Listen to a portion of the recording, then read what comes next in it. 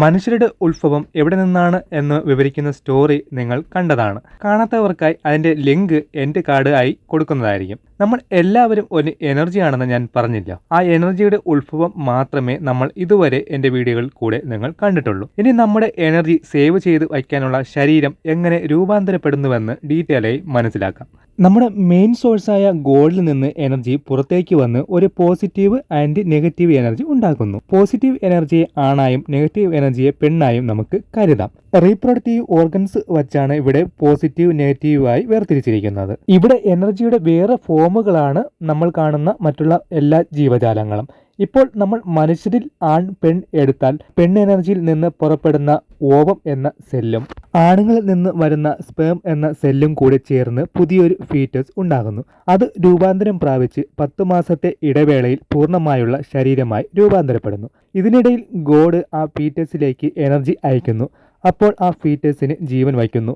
എന്നാൽ മനുഷ്യരുടെ ചില പ്രവൃത്തി കാരണമോ മറ്റു എന്തെങ്കിലും സാഹചര്യങ്ങൾ കാരണമോ ആ ശരീരത്തിന് എന്തെങ്കിലും കുഴപ്പം പറ്റിയാൽ എനർജിക്ക് പ്രോപ്പറായി അതിൽ സ്റ്റേ ചെയ്യാൻ പറ്റാതെ വരികയും ആ ശരീരം ജീവനില്ലാതെ പുറത്തേക്ക് വരികയും ചെയ്യുന്നു. ഈ രീതിയിലാണ് ഓരോ ജീവനുകളും ഭൂമിയിൽ ഉണ്ടാകുന്നത്. ചിലപ്പോൾ ചില ശരീരങ്ങൾ ഡിസബിലിറ്റീസായും ജനിക്കുന്നു. അതിന്റെ കാരണം പ്രോപ്പറായിട്ടുള്ള രൂപാന്തരം സംഭവിക്കാത്തതാണ്.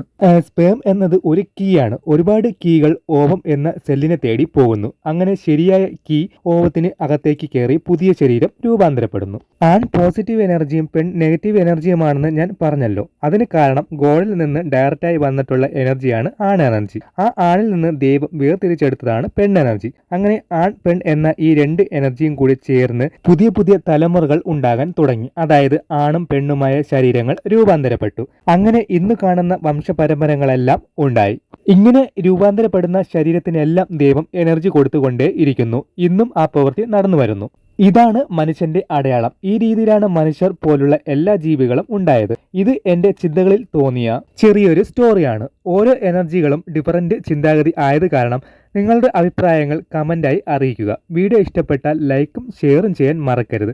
അതുപോലെ ചാനലും സബ്സ്ക്രൈബ് ചെയ്യുക.